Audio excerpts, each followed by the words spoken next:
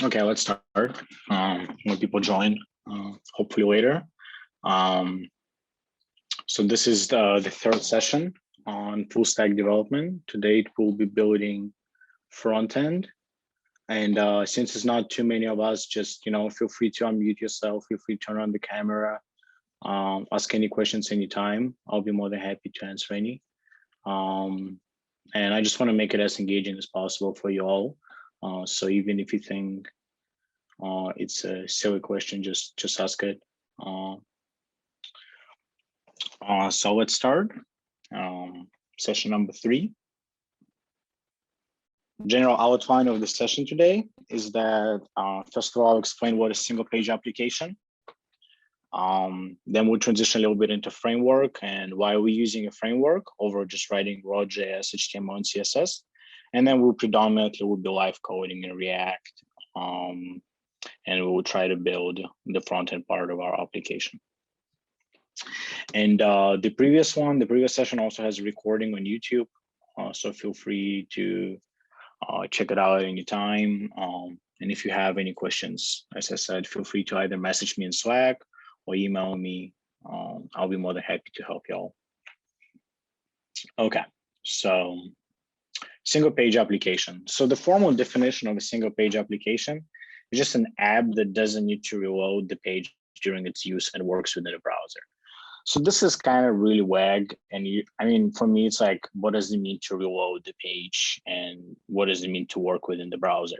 So let's just look at the transitional application lifecycle, right? So you have a general client on the left, which is essentially your browser.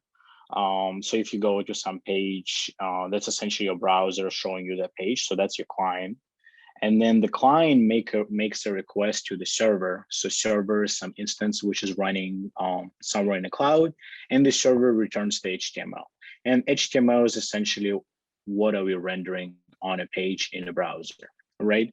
And then, for example, we have a form, we want to submit, we want to subscribe to email, something like that.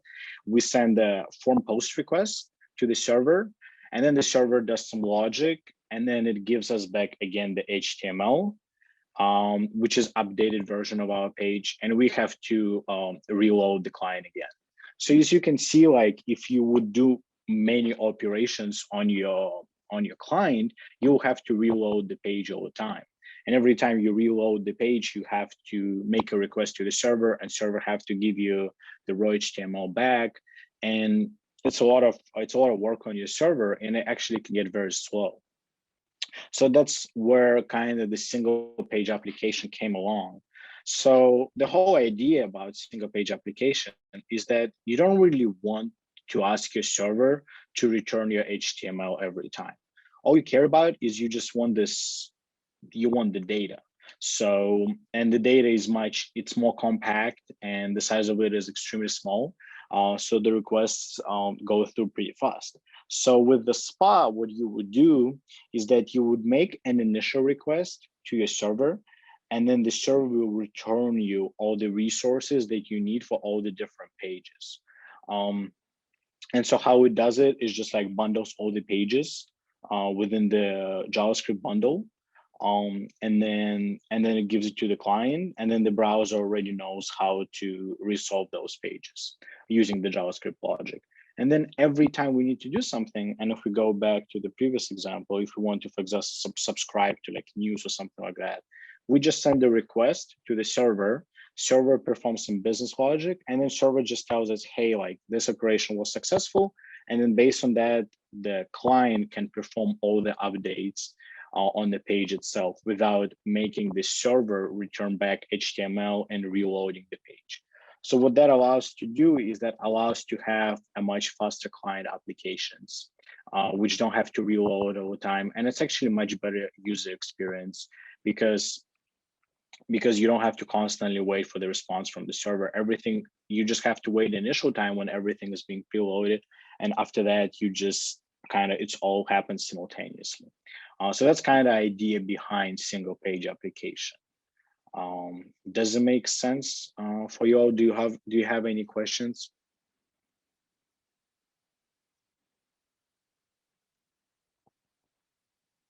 Okay. So now let's talk a little bit about the framework. So why are we using framework? And I thought the really great example of why we're using a framework is a file state machine.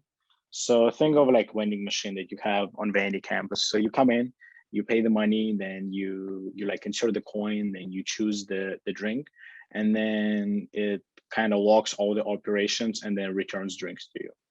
So the front end and single page frameworks are essentially a finite state machines. So you have idle on the left, which is essentially just your state of your entire page. And then you click on something or you try to request some data from the browser, then it goes into fetching. And here it has like a nice state of like failing and handling the error, but then it just gives you back the success response or it gives you the error. So the usage of the framework when it comes here is that with the framework, it's very easy for you to manage that state. So if we go back to the state machine, if you bought a drink, the state machine needs to know which drinks does it have available. So if you, for example, try to buy it again, and if it doesn't have any stock, it will tell you, hey, I don't have that drink anymore. So same with the front end. When you try to perform some operation, but it's not possible to perform the operation again. So for example, going back to subscription, if you subscribe to the email, you technically shouldn't be able to subscribe to that again, because that's already happened. So to some extent, both server and the client needs to keep that state, because server, of course, perform the logic, but then you also don't want to be showing like the subscription button on your front end, and then you click on it and it just errors every time. So you also want to hide that button. So this is some sort of state. So that's where the framework comes. If you just write in raw JavaScript, HTML, and CSS, it's very hard to keep track of that state. So that's why all the frameworks are being invented, because they're so much better in keeping the state of your DOM, which is essentially a representation of your page, that they're just so easy to use and so much more popular than just writing raw JavaScript. Did that make sense? That's state machine example and the front end and the kind of the usage of frameworks.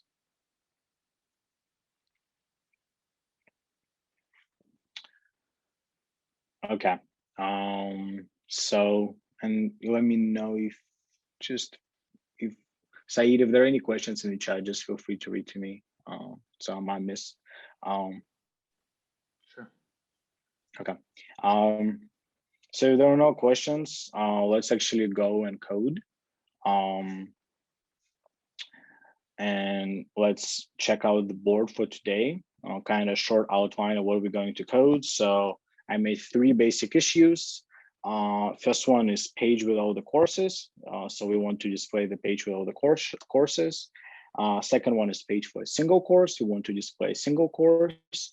And then we also want to add the model to submit the course rating. And then let's also check out the design. I think Figma was down when I checked it last time. I don't know if it back up, but it should be, yeah, here it is. So here is our design once again. So this is kind of our landing page. Let me make it bigger so you can see. So this is our landing page. We won't necessarily, just FYI, we won't necessarily make it everything look the same. So we'll just make a raw version of it just for the sake of time. Otherwise, it would take me hours to do this. So we'll just kind of make a raw version of it. So this is going to be our home page. And this is going to be our courses page, where we'll fetch the data from the backend and then display it on the front end. And here is going to be individual course. And now it's information about it. And here is the model, which is triggered if we click the button right here, which doesn't trigger right now. So here is the kind of small model for the rating. And I'm not sure if we're going to be able to complete it all, but we should be able to build majority of it. And then if you would like to kind of continue along on your own time, you should be able to. It's kind of all the same operations. Are you going to share the Figma templates? How do I share want to like build it later on? Yeah. So the Figma, the Figma link is it was already It was already shared. Let me just send you a link again in the chat. If I can go back to the meeting, can't access the chat anymore. Do you see the model, the small Oh, I toolbar? see right here. Yeah, just gotta hide it. So I didn't see more chat, and then let me just send it to everyone in case if you wanna just kind of check out the Figma and if you want to use it later on to improve the design, because we'll be able to build it pretty raw. Does anybody have questions? And I'll show you more exactly how we go from kind of having this Figma design, which is, I mean, Figma is a great tool, and how do we actually build the interface. So feel free to check out. It has like a nice CSS like right on the side right here, so you can literally copy and paste into your code. So Figma is a great tool for the front-end developers.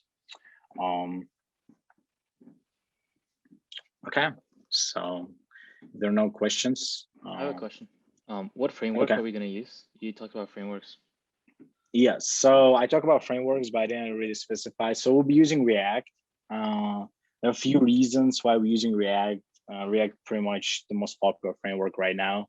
And I think for the future just usefulness and work in companies, that will be the easiest framework to learn and the best to know when you apply for jobs.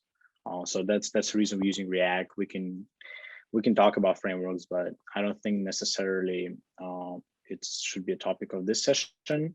But all the frameworks, they just doing the same thing, and they just do it differently. That's all. They have their own syntactic sugars. Does that make sense? Yeah. Okay, perfect. So now let's actually go and write some code now.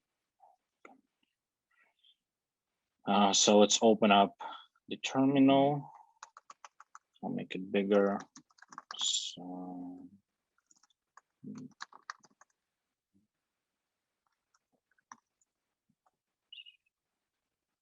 open up the front end. Let's open up VS Code. Didn't open up for me right away. There it is.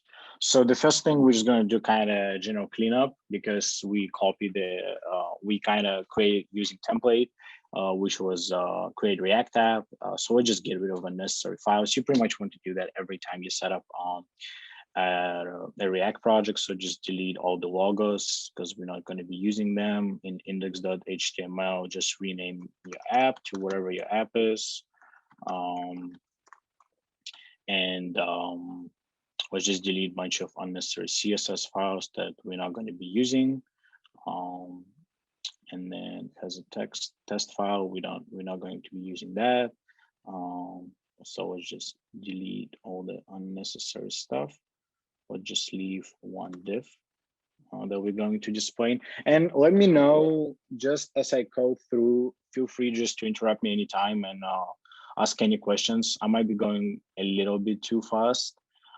So feel free to just kind of jump in and I can explain what exactly I'm doing, because front end, there are a lot of moving parts, and it's not easy to design a really good front end application. So definitely, if something doesn't make sense, feel free to just unmute yourself or write in the chat. So I think that's pretty much it. We'll just leave this for now. We'll just do fonts. So essentially, so here is how I like to structure my single page application. I would have like a general app sort of file where I would actually define all the routes that I'm going to be having. And the way we're defining routes is we're using React Router. So if we go back to the browser and we look up React Router, declarative routing for React.js. So that's pretty much the most popular routing you would be using for React applications. So just follow the installation instructions here. Okay, copy it here.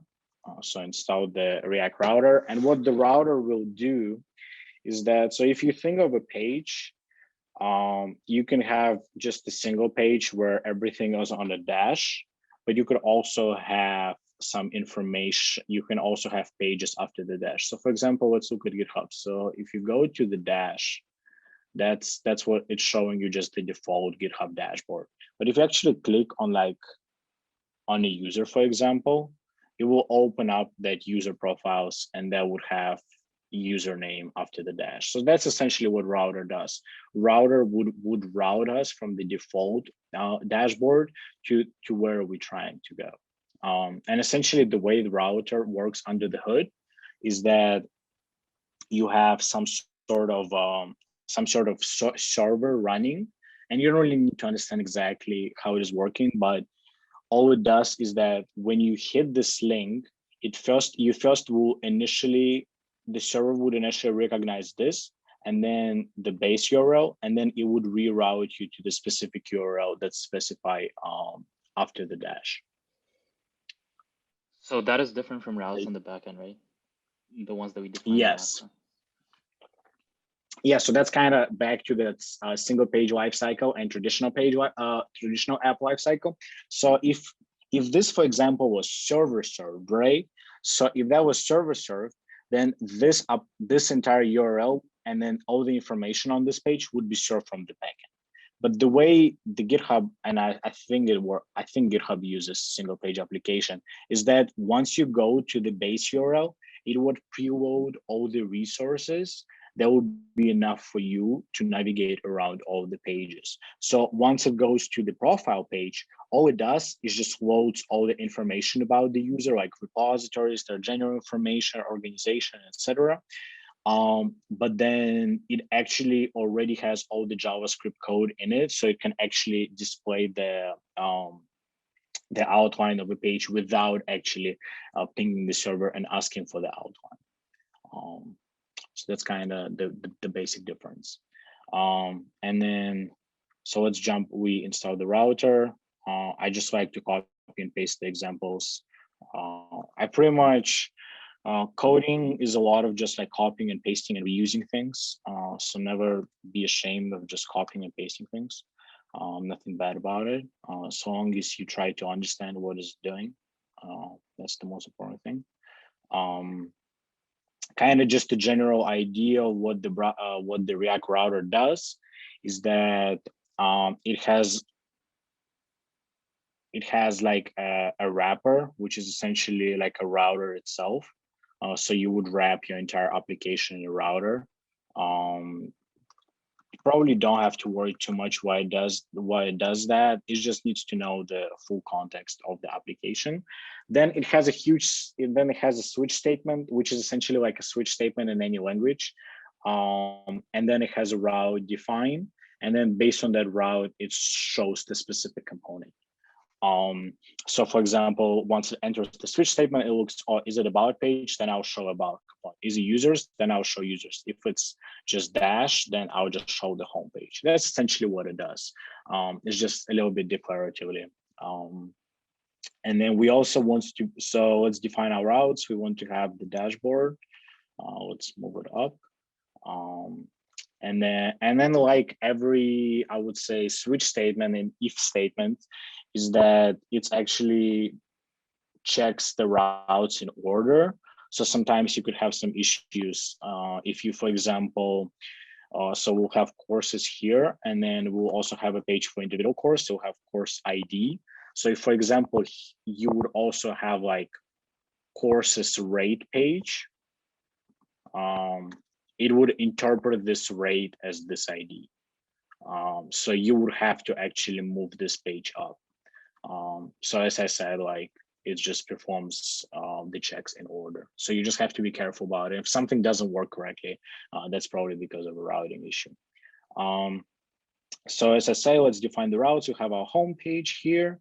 We'll have the courses page. We'll display all the courses we have. And then we have a single course page. So that's kind of general outline of our application. Does that part make sense? Does it make sense how we kind of outline and going to route each specific page to the component?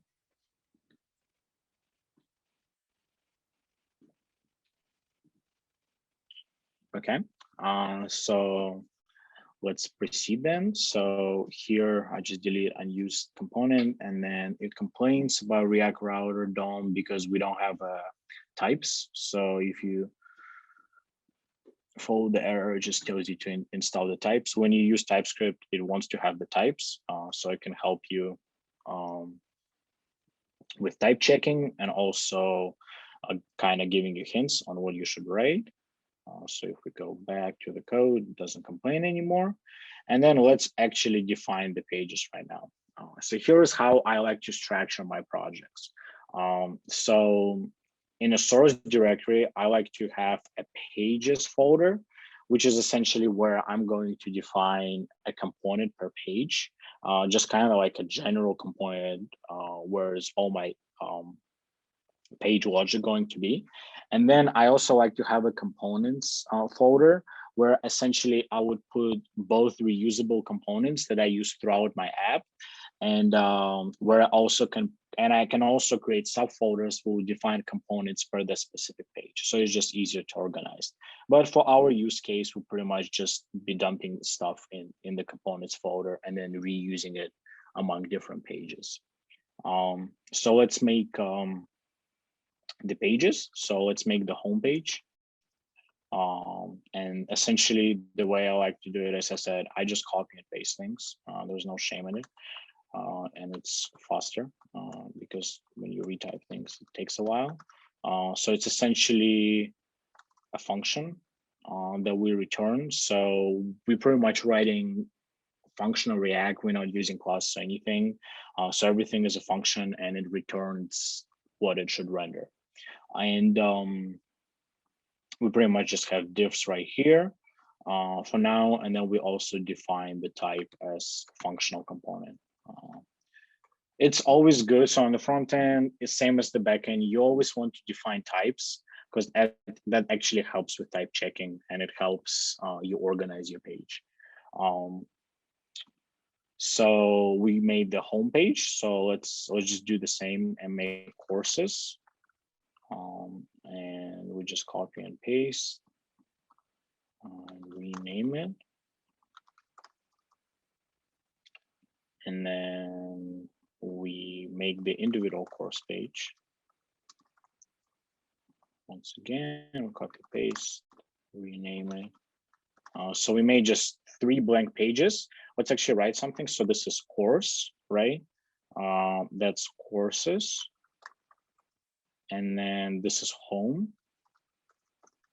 And let's import those components in the app. So I just like to auto import. So it's command dot for me. You can right click on it and auto import it. I think maybe not. Quick fix. Yeah, but essentially auto importing is one of the best part of TypeScript. So let's actually run and see the routing, how we would actually route to different pages. So go back and start it up. So it's npm run start. We might have to, should have all the components, everything node module is installed. So you can see, so we went to the dashboard and it showed us home. So now let's go to the courses and it's still showing us home. So we probably didn't configure something correct. So let's go back, and that's probably has to do with the way we define the path. So we just need to reorder things here. As I said, that happens quite often when you don't order them correctly. So if you go to courses, now we see courses, we go back, we see home, and then we go courses and we type 1, 2, 3, 4, 5, which is an ID, and it's still display courses. So let me go double check that I did it correctly. It should be course, and then course, I show course. It's interesting. So if I try to reload, doesn't work. I probably set up something wrong. So I just go to documentation, check nesting. On nesting is probably not correct. URL parameters, because I'm specifying ID as a URL param. So ID, switch statement. Thinking if I need just to reorder them, and that would work. rock courses on this. So let's go back to our page, refresh. Yes, so now it's a single course. And then if I go remove it, it's all the courses. And here is the dashboard. So we made three pages. So home, courses, and individual course. And everything is being loaded once we just hit the website. All the pages are being loaded right away. And once we go to the next page, it's not being reloaded. It's just showing the next page. Does that make sense? Kind of the basic routing of the React application. Yeah. Okay. Okay. Perfect. Great. Okay.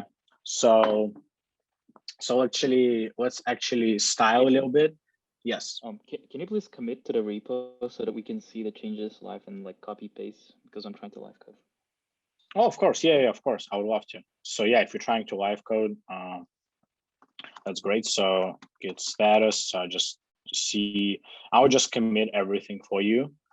So git add all and git commit add router.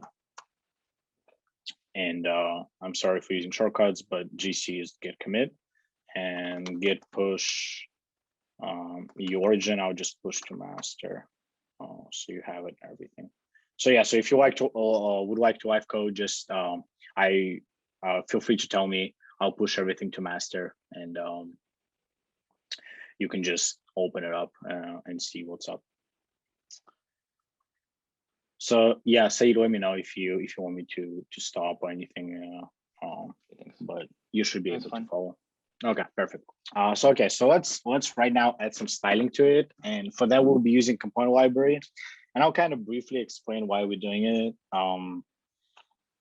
So in a lot of places, when you try to build a prototype, you don't necessarily have a lot of time to coming up with your own styling, and styling could get very complicated as the application grows.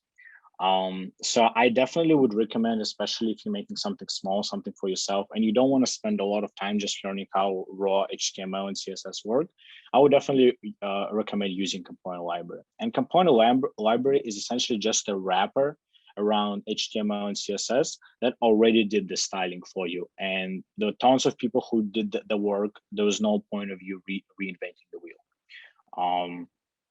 So for that, we'll be using Material UI. That's the Google library. I just thought it would be the easiest. It's honestly one of the most popular ones. It has a lot of components, very, very easy documentation. So we'll just go ahead and use it. The way I usually, just kind of quick tip on how I install things, how I configure them.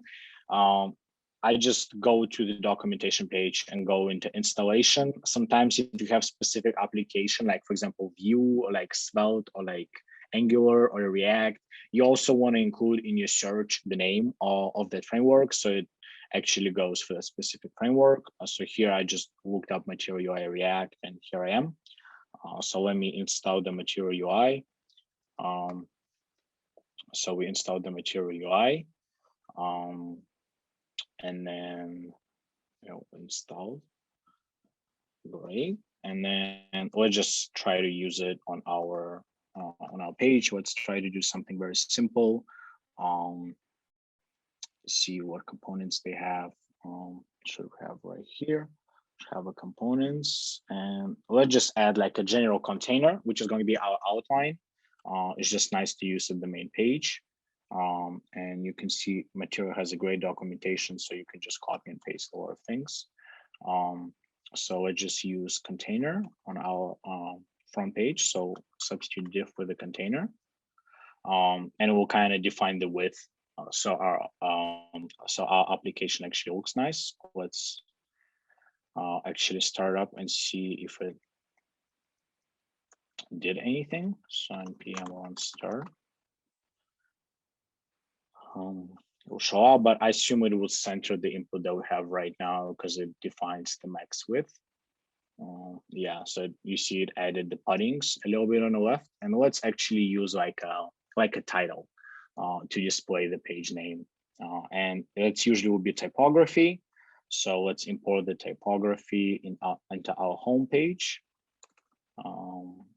Import here is a little bit off. You don't want to import it twice like this. And then here we'll use typography here instead of using just the typography. And then let's see how they define it. They add some styling, but we can just not even worry about it and try to see what it would displace. It didn't do anything for us. Let's actually look into documentation for typography. Let's make it like H2 or H3 even, so it's not. So it's essentially H2 is just the header, and the number defines how big it is. So if we go back, we made the home a little bit bigger. So just kind of using typography. The reason it might seem a little bit overkill, like right now, what we have like 3 pages and there was like 3 words on it. But the problem is, as your application grows bigger, you'll have more instances of those texts. So you want your font and font sizes to be consistent. So that's why the kind of idea behind using typography. So let's actually design our landing page. Let's go to Figma and check it out. So it's very simple. Can choose a course as our header. So let me just copy it. And then I'll put it here. That's going to be our main header. And then we have a subheader. So let's just make a div so we can store, we can have multiple headers. And React syntaxes could be sometimes cumbersome. So just always check if there's something is wrong. And if you use TypeScript, it always highlights and tell you. And then here we'll just copy and paste C courses and make a rational decision. All right, so it's right here, and then we'll just copy and paste it, and then let's actually see what it shows. So I messed up a little bit. I left the semicolon there. So let's go back. We can see you can choose a course, see the courses, and make a rational decision. This is kind of like simple ending we just did. We're gonna center it a little bit, so I can just show you how the style components work a little bit. You can also with React, you just do inline styling. So diff would accept the styles object, and you can just define styles here. I believe you can do, I think it's object within the object. You can do display flex thing. Style, maybe not. It might tell me it's not assignable. Okay, so it worked. Display flex and justify content center. And as I said, like I can go and explain what exactly each CSS tag means, but the easiest thing is just, the more experience you have, the better it becomes. But display is just displays it using flexbox, and justify contents just centers it on the page. So that worked, except now they showing up in a row instead of a column. And we can switch that using flex direction, and we put column here. Here we go. So not center anymore, because justify content would center vertically, and we want to center horizontally, and we use align items for that. Yeah, here we are. So we centered it, and I would explain why it's not centered like in the middle of the page, because if we look at this, so the way I did it, I just went to the inspect element, and I went to the inspector in Firefox. You have the same one in Chrome if you're using Chrome. The way you can just check it out, you can see that the entire div and entire just body only takes up 88 pixels as a height. So if you would want, for example, if you make like body height 100%, or we can just make it 100 view height. That would stretch to the whole thing. And then we also would need to make the root of a height 100%. And what the changes I'm doing here is the browser, they won't change. they won't actually take effect in your code. They just kind of like for you like a sandbox to try different CSS styles, and then you can actually go to the code and change it. But essentially, we just need to assign height 100% everywhere. And once we do that, it'll center it.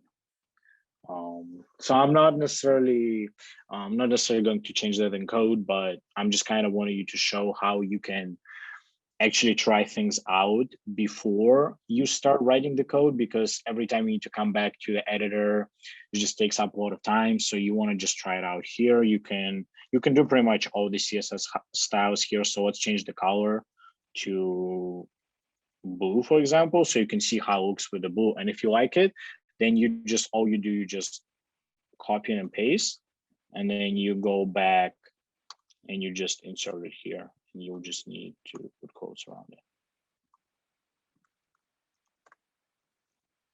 And,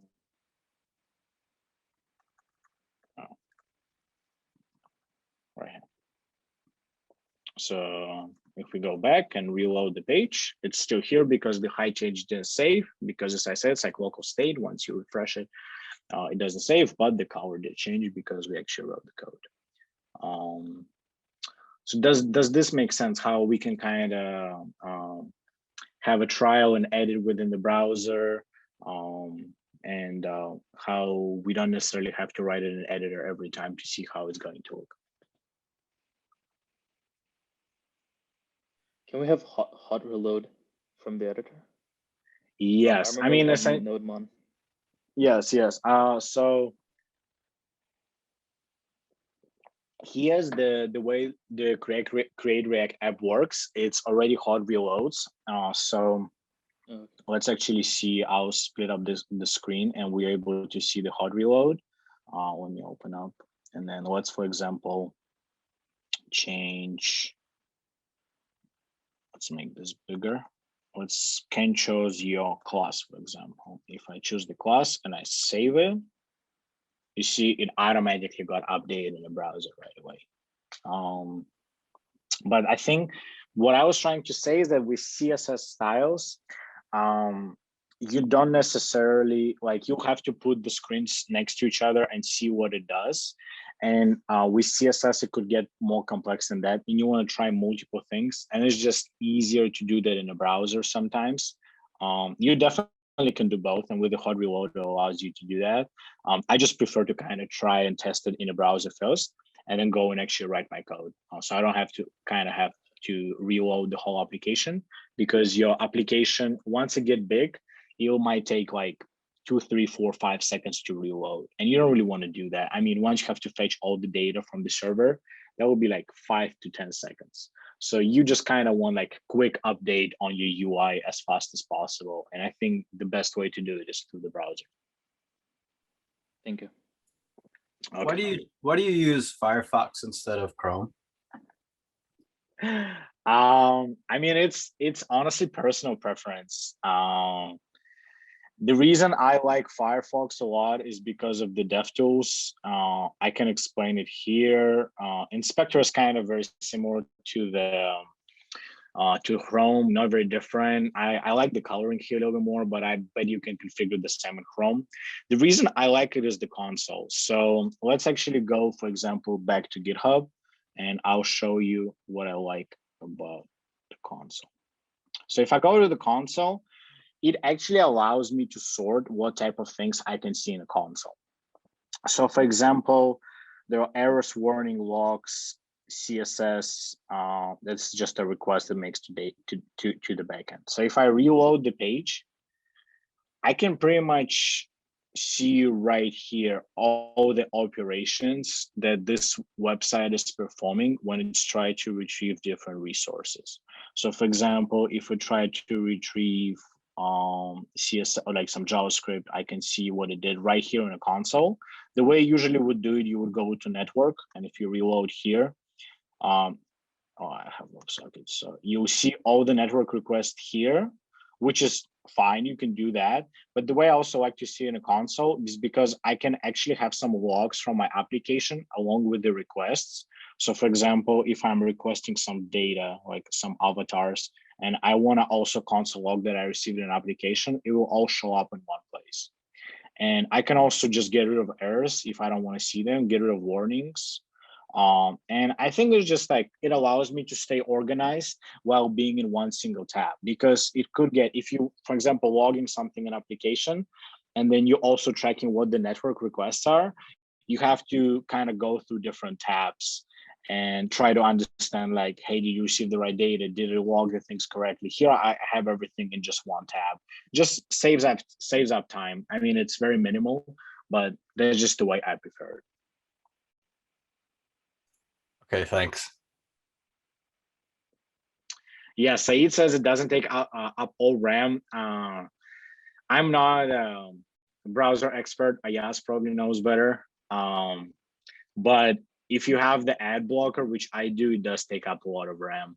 So it doesn't really matter which browser you use. That's what I thought initially when I switched to Firefox, that doesn't use a lot of RAM, but you install the ad blocker and it does use a lot of RAM. So let's continue with the page building. Let me commit all the changes in case of some people are following and trying to code along. So git add all, git commit, landing page is done, and then git push origin. Okay, so right now let's actually connect our front end with the back end. And as I show in diagram, the way it's usually done is that you make some sort of request from your browser to the server, then server responds with some data, and then you handle that data on the front end.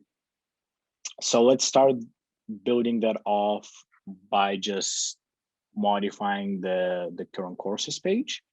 So we'll just leave this div.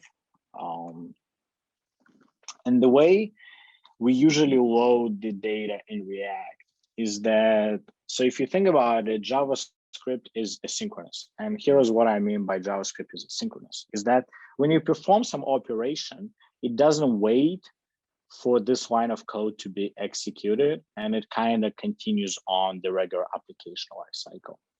That's why the React state is not a very trivial thing, because when you fetch the data from the backend and you save it in your state, it doesn't automatically update right away. I mean, it takes like, I would say like 2-3 milliseconds until it updates the states, and then it shows on the page. So in order for us to kind of control that, we need to have like a loading state, which essentially would await for us to receive that response. And once we have that response, and once the data is set, we actually able to render the courses. And then meanwhile, we're waiting for the loading, we can just kind of show the loading status. We could be like a spinner, but in our case, we'll just hardcode with the word loading. So let's make the loading, set loading. And that's just the, I'll explain really fast what this kind of line of code means. Essentially, the way you define state in React, you define the variable, and then you define the set function, which would actually modify the variable itself. Then you would use a hook called useState, and you can give it the initial value, which in our case, we can actually set to true, because we initially once we hit that page, we actually loading things. So this is just the most modern React syntaxes using hooks. Very trivial, as I said, just the state variable and the setter for that variable. And you pretty much cannot, so if you try to modify loading like this, you can, but you don't want to do that, because if you have a lot of state, I don't think it will actually allow you.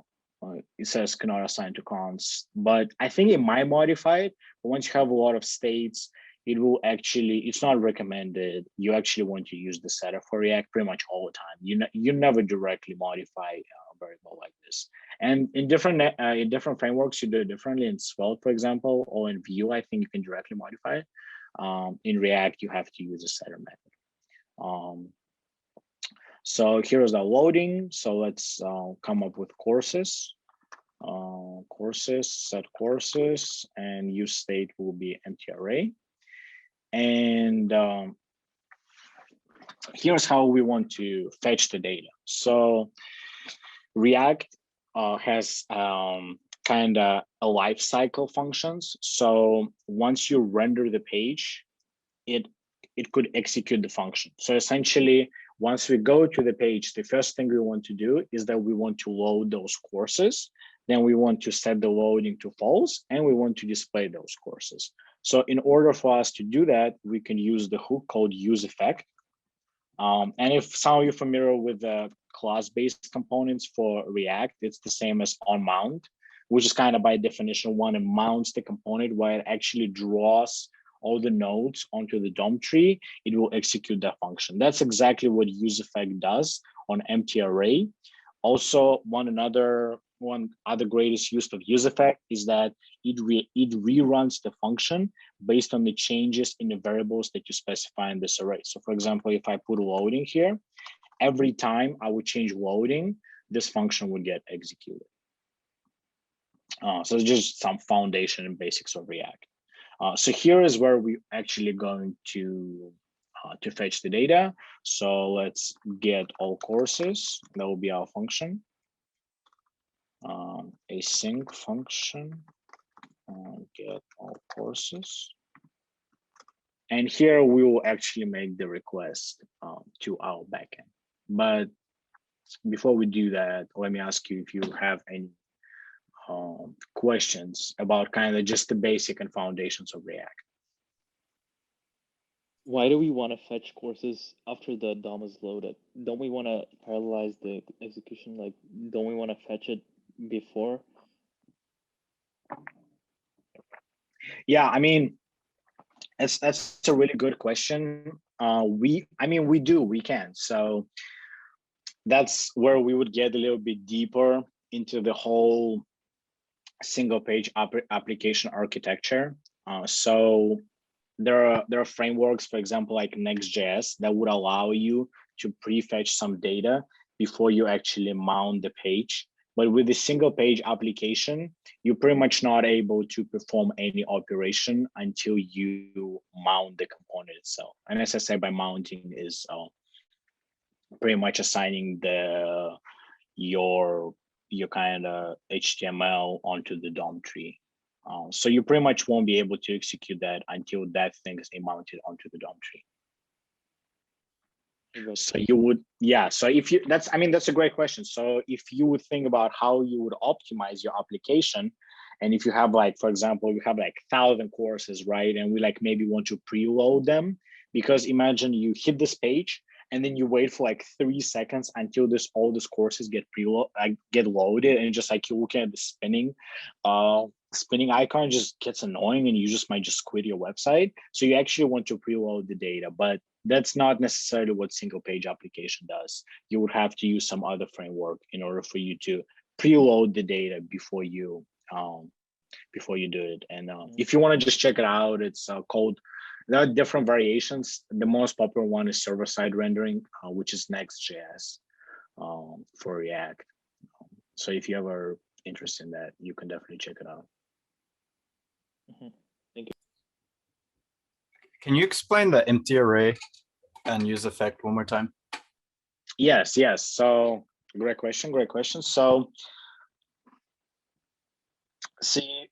let's start with the empty array. So this is just the default state that you provide to the courses, right? So it doesn't necessarily have to be empty array, right? It actually can be null, right? Can be null because it's null. I mean, nothing is assigned. Excuse me. So the reason I like to put it as an empty array, because it allows you to references this courses variable before it completed the execution of a get all courses function, right? So for example, if I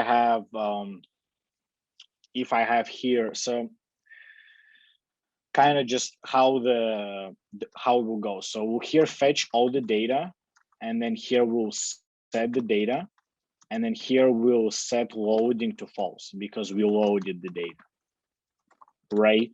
And then here in the kind of markup, we will kind of, if loading, show spinner, and then if not, show courses, right? So kind of simple thing. The problem with that is that the state of React application is asynchronous.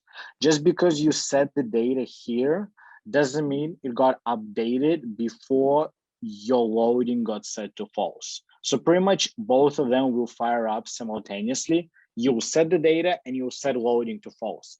And if your loading gets set to false before, you essentially here, when you try to show the courses, which is essentially just going to be you iterating over the courses, you will be calling a map function on null, which is going to throw an exception, and it will tell you can't render the page. So for that reason, I like to use the empty array, because you can actually map on empty array. But once the state gets updated, it will populate that array with variables, and you can actually display the things. Does it make sense on why I use empty array instead of null? It does. I was actually thinking more about this use effect, the empty array there. Is it kind of similar idea? Yeah, so sorry, yo, I guess I misunderstood the question. So here is what use effect, the whole definition of use effect is that it reacts to the changes of the particular variables within your state, right? So for example, let's assume we want to do something on loading, right? So every time loading changes, we change it from false to true, true to false. We want to, for example, console log and say loading has changed. All right. So every time we want to subscribe to the changes within the some state variable, and we want to perform some operation, that's when we kind of use the use effect and we subscribe to the specific variable. Here, the reason why we having it as an empty array, that's kind of a React team hack that they did, because initially everything was in classes, and then they migrated everything to the functional. And once they migrated everything to the functional, they also had to support the same functionality. And one of the functionality of the class-based React is it was able to perform operation when component was mounted. So, and by mounted, I said it's just assigning all the markup to the DOM tree. And the way you do the same thing, but using functional, is that you just assign an empty array. So this function will only execute once, and will execute once you load this component. So that's essentially when you want to fetch your data, right? Because once your component got mounted, you fetch the data and you never perform this operation again. So that's just kind of a hack that they came up with, just using empty array for that. Gotcha. Yeah, thanks. Okay. So that's perfect. Then let's fetch the data. So here's how we're going to use fetch the data. We are going to use the library called Axios, pretty much the most popular one. Has a lot of support. You can use node fetch, whatever you prefer. We will just use Axios. I'll just go to npm and install it right now. Install Axios. Let me clear everything. So install Axios right here, and then let me look at the examples how we can use it. I think they have a really good example here with the async function. So right here. So we'll auto import the library. So we'll call a get request, and the get will now look at the backend and kind of grasp how we're going to load all the data. So get, and then you would call your backend URL, and then you'll get some sort of response. And then we're going to look at the response in the console log, and we'll see what we're actually receiving. But before we do that, we actually need to start up the backend that we have. And I've noticed that we're running backend and the front end on the same port. So what we need to do is we would need to change a port over our backend. And let's do that right now. Meanwhile, if you have any questions, feel free to ask. So we'll go to the backend, open up the backend. So we'll change the port of the application, which is defined in our index.ts. It's running on port 3000, same as front end. We don't want to be running on the same port because your browser will get conflicts. You want to understand from which app is it supposed to serve the resources. So we'll change this to 5000, change here for 5000. And here we'll look at the routes. So we'll have courses routes. And then if we go dive in here, we'll have a get at API version 1 courses at dash to get all the courses. And then to get a single course, we'll just need to specify the course ID. So we essentially just have to make a get request to localhost 5000 API version 1 courses and the dash. And then the backend will give us the data. So let's jump back to the front end application.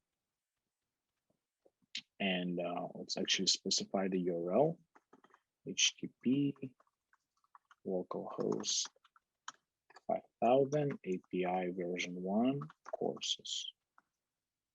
Right, so we specify that. Let's right now go start up the backend so it can actually serve the data to us. npm run start. And then let's start up the front end. PM run start.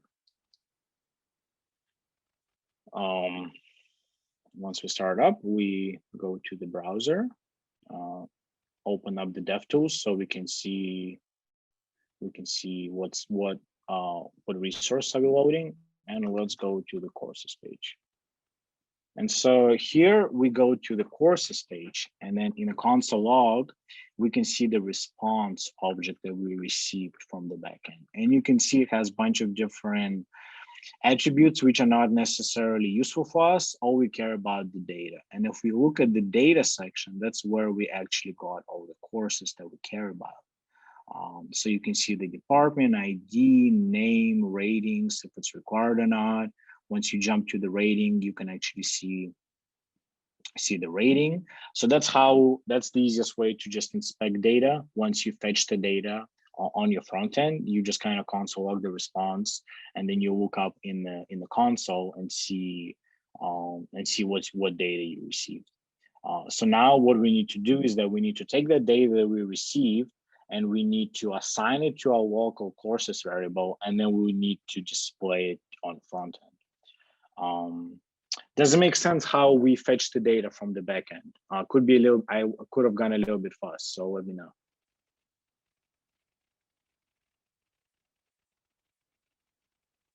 Okay. So we go back. So we fetched all the data. Now we have to set the data, which is essentially set courses, and everything that's inside response.data will be set to the courses variable. So we set the courses, and then we set loading to false because we loaded all the data. Right, and we'll just leave this catch just in case we have any errors, so we can console log the errors. And once this function gets executed, the course will be set and the loading will be set to false, and then we'll be able to show it right here. So let's actually do it, write our markdown. So we're going to check if data has been loaded, and if it's still loading, we'll just show kind of the loading state, which is just loading data. And once it's loaded, we will show the data itself. So have a div, and then you can just iterate over the courses. You have a course, and you can display in H1, you can display a course name, for example. All right, so let me see if that is going to work. As I said, React syntaxes could get a little bit tricky, and it doesn't like it right now. So we'll just have to put a bunch of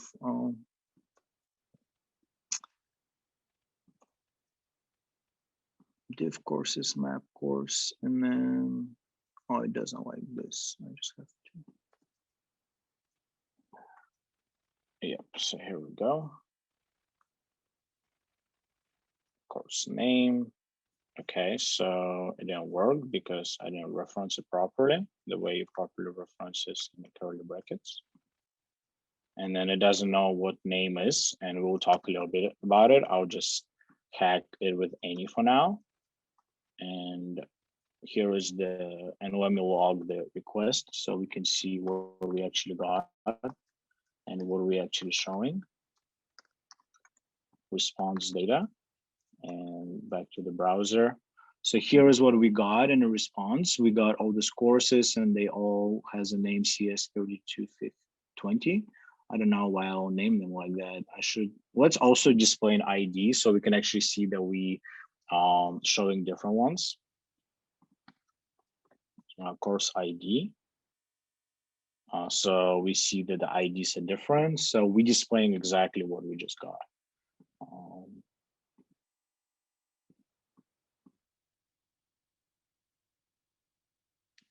Right, so does that make sense how we went from fetching to displaying the data?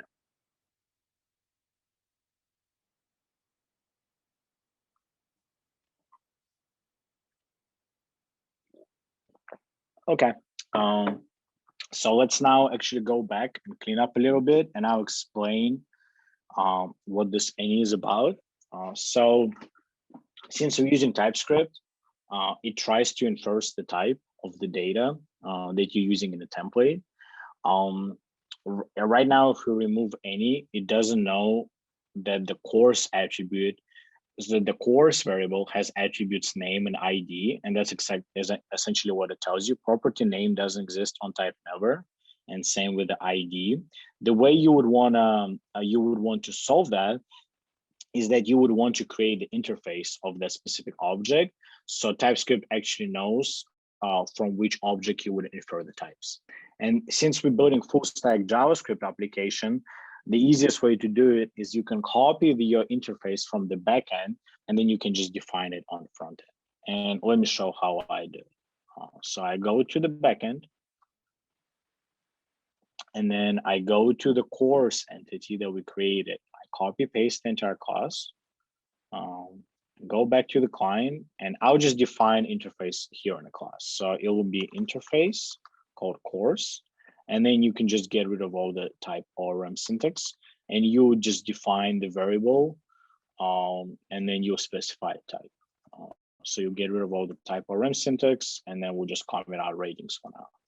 And then here, once you actually created the state variable, you can actually specify the type of that state. So every time it uses that state, it can actually reference back to that interface, and it won't actually complain that the attribute doesn't exist. So here we'll just specify, say, course. It will be array of courses. So here right now, you see we don't have an error anymore. And this infers the type as a course. So for example, if we want to display something else, it actually tells us what the variables does the course has. So department ID name, and if it's required. So this is great. Once you actually have like a huge application and you have a lot of different variables, and you try to refactor something, all you have to do is you, for example, change the name, you can comment it out. And then here it will tell you name doesn't exist. So if you, for example, refactoring and you're getting rid of name,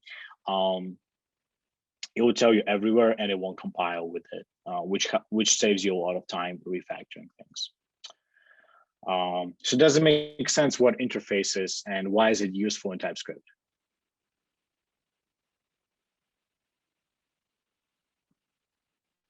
Okay. So let's actually make this look a little bit prettier. I just kind of went with raw HTML, but let's actually look what Material UI has right here. So we'll just use a card and we'll just copy and paste what they have here. So just have a card and a card content. So it just kind of looks a little bit nicer than what we currently have. We copy all these things which are necessary. Just we only need card and card content. And then I import everything. And we won't have any class name because we're going to be out of time. So let's just display course name and let's display just the course department. Let's get rid of this. And let's see how it looks now. Okay, so you can kind of see the cards. And cards will show the name and then the department for each course. And as I said, like front end could be very tedious. It could take a while. That's why I'm kind of showing the raw version of it. But feel free definitely just to go to the website of the Material UI and just see how they define styles and how you can make it look pretty. They have a pretty solid documentation with TypeScript. So I definitely recommend just kind of glancing through in your free time.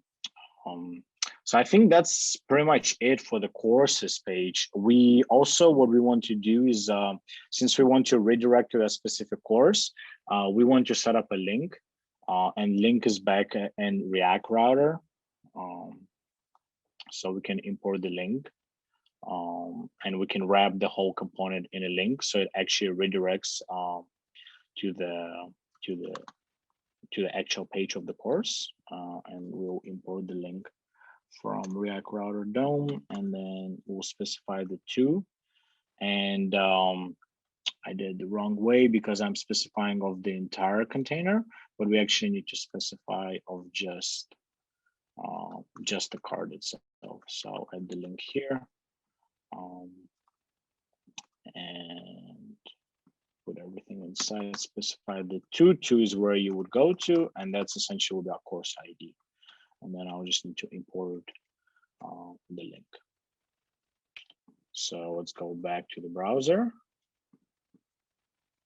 Can choose a class, so that actually broke. That's our landing page because I didn't specify the link correctly. Right here.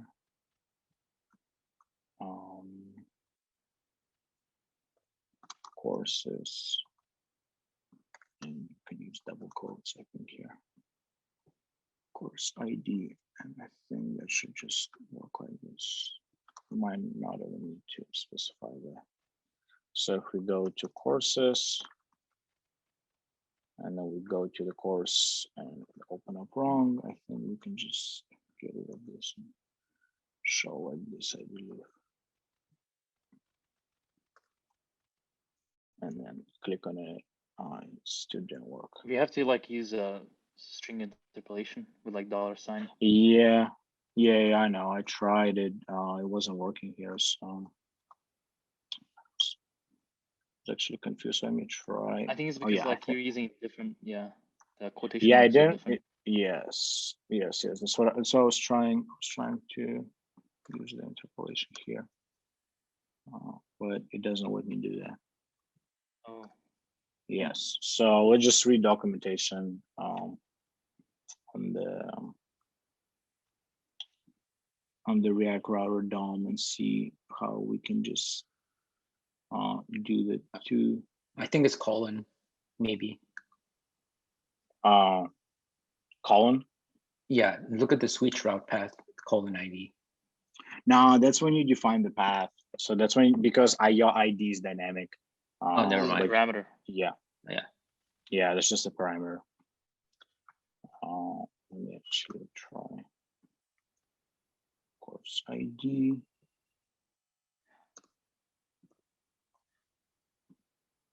Yeah, it's, I mean, this interprets this as a string, which is fair. Let's actually maybe use the material UI link. I think maybe that will work. Because I think I tried that and it worked. So instead of using the React router link, we'll use the material UI link and we'll specify the href. Maybe that will work, but it's weird. Unexpected template string expression. So let's just do link React specifying dynamic data. So it happens sometimes, as I said. I mean, just I have bugs. I don't know how to do everything. So easiest thing is just look up Stack Overflow.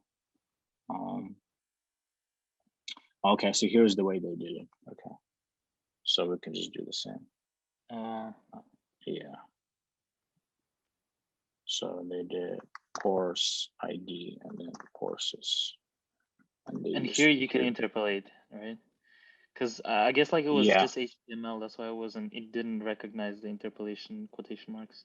Yeah, so it didn't work the way we expected it to work. It doesn't import.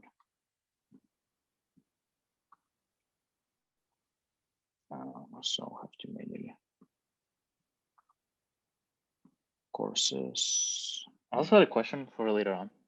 Yeah, of course, go ahead. I mean, I think we should be able to figure this out.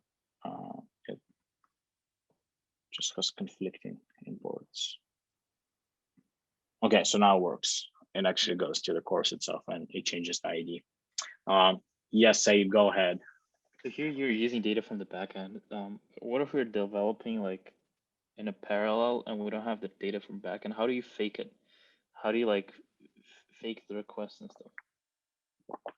Yeah, I mean, great question, Saeed, great question. So before we jump into the answer, I personally wouldn't recommend building frontend without backend because the backend can come up different than you expected. So you essentially spend more time refactoring your code than if you could have just waited. The easiest way you could do it, I mean, so here you get a response and a response data, you get your courses. So you don't necessarily have to save to, you don't have to set it to response data. All you can do is that right here, you can just make const courses and you can just define your courses, right? So you can just do name, CS 3250 and then department, you can do CS and then you do IDs like 1, 2, 3, right? So you can just copy it 3 times, like maybe change ID so it doesn't complain on you. And then here you would just send it to courses that you have up there, which will conflict with the, so it just initial courses. So the names are different. So we'll just remove this request completely. It will complain again about the typing, so we can just turn off the typing for now. I'll just, so you kind of can see how is it working. But I mean, essentially just I'm writing any's. Yeah, but, I gotcha. Yeah, but never write any's. So here you see we just define them ourselves. The same way you got the data from the backend, but here you just kind of define it yourself, just for the sake of a time when if the backend is not developed yet. So that's kind of it. And now let me just undo this. And we're almost out of time, but I just wanted to show you guys how you would actually retrieve the ID on the course page. And then all you would have to do is you would just have to send the request to the backend and retrieve individual course. So let's go to the course. And the way you would do it, there was a hook from the React router called use params. And then the way, I just look it up, documentation, just in case I forgot something. Yeah, it uses right here. So use params allow you to actually, once you click on course, it allows you to retrieve that ID. So use params, we auto import it, and then we just display that ID, course ID, and we assign it to const. And it complains because it doesn't know that we have this specific parameter. So we just have to define. And let's display all the courses. And then you just saw, guys, the loading state. That was loading data, and then loaded. We go to the course and it retrieves that course ID.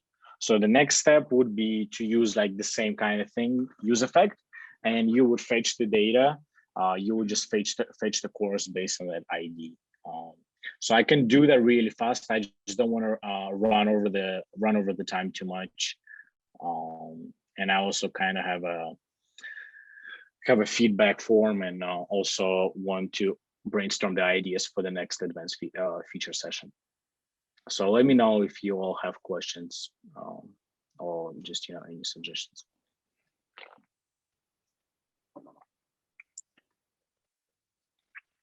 Asking for suggestions for next session. Yeah. So let me stop sharing. I'll commit the code, and then I will definitely, right before the next session, I'll add up more styling to it, and I will definitely complete the courses, so you're actually able to look at the complete code.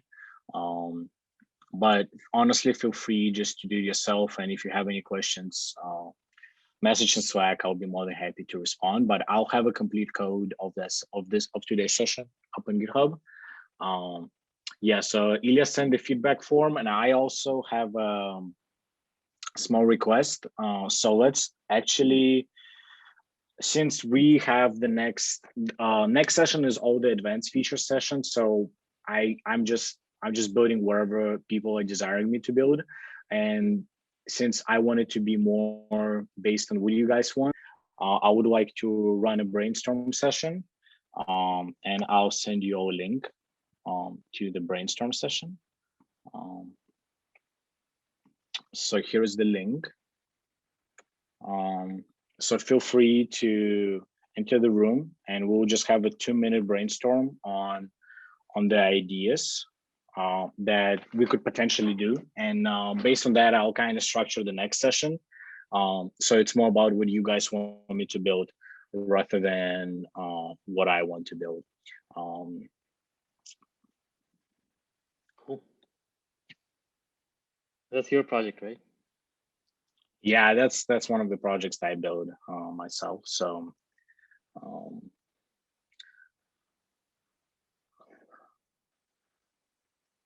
so it's 4 of us. Change the favicon to PNG. Are you inspecting the elements? Yeah, it has a white background, and I use dark mode, man. Yeah, so I have 5 people, so 2 more. If you're all joining, don't want to leave anybody out.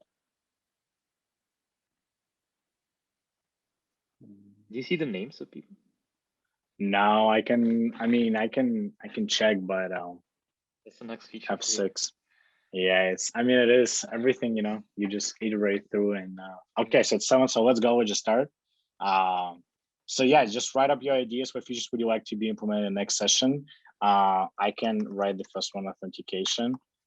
And so feel free to upvote, and we can kind of figure out based on that what we can build.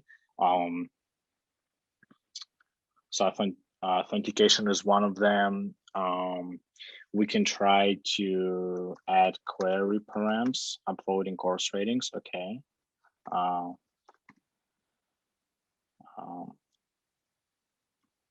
Okay, that's the cool one. Upvoting course ratings. Okay.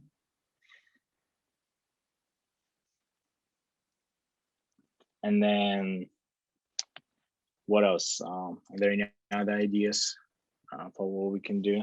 feel free just to put, check for valid user input. Okay, that's the good one. We already do it on a backend, so that could be a repetition of what is done, but it's a great idea. I'll dump one in improving development environment, hard reload and Docker. If anybody's interested, I know Yo was really interested in it. So, okay, filtering by university and course. Okay, we can do that. If authentication is ready, possibly editing the ratings that you added previously. Okay, so we can do that. So that would be a put route. Okay. Email verification. Okay, that's interesting. So that will be kind of with comes in with authentication. So okay. So we'll just run out, don't want to keep any longer. So just feel free to rate the ideas. Ease, cost, impact, kind of very simple. Ease, the 3 is the easiest. Cost is 3 is the most expensive in terms of, you can think in terms of time. Impact is, you know, the most useful for you and the most impact it would have for you to grow.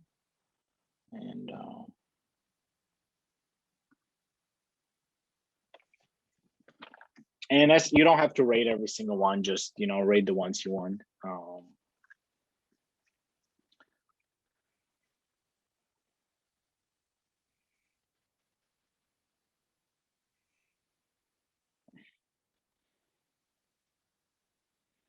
And then I'll look at that right before the next session, and I'll just structure the session based on what we think is the best and would be most impactful probably for you all and not too costly. We have just, you know, hour and a half, so it gets a little bit could get a little bit of time. But if there is also desire to like run another session, I would be more than happy to have. And because we will have, so next session is advanced session. We'll just build some advanced features that you all want me to build. And then the 5th session, we'll do the deployment, which also will be cool. We'll deploy the app. I'll try to make it as cool as possible so it actually presentable, and we'll deploy it. Yeah, so definitely, yeah, fill out the feedback form. I really appreciate when you guys do it. Gives me a lot of feedback on what can I improve and work on. Yeah, and once you're done with the ratings and the feedback form, feel free to drop off, and have a great rest of your day. And as I said, if you have any questions anytime, feel free just to message me in Slack or email, anything works. And I would also like to mention that since there are not that many people, I feel like this project, if we just all work on it later on after the sessions are ended, because we have the repo, we can actually like work on get it to the production level and like improve after Dmitry finishes the sessions. So I would encourage everyone to just like clone the repo from Dmitry's GitHub and try it out on your own, because we can actually like work on it later on.